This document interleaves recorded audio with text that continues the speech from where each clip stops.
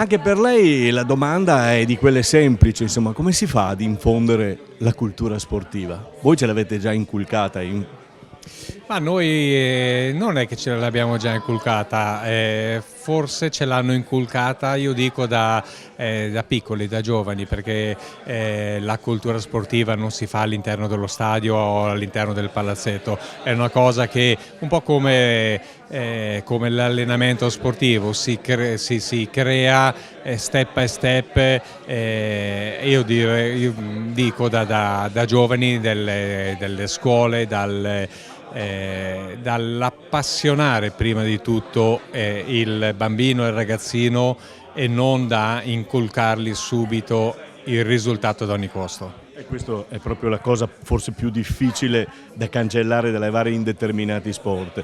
Lei è un appassionato del ciclismo, anche di questo muro di Ca del Poggio, perché insomma è di casa qui. Sì, assolutamente, sono un appassionato del muro, sono un appassionato della cucina di Ca del Poggio e sono un appassionato di ciclismo. Ne parlavo prima con Davide Cassani.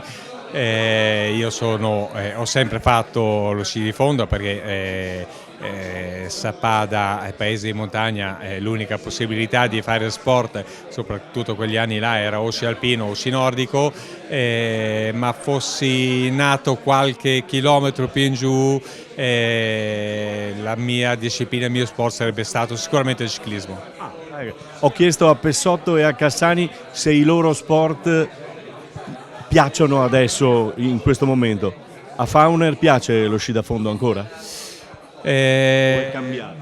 È cambiato molto, non mi piace più tantissimo, perché ritengo che la federazione internazionale non stia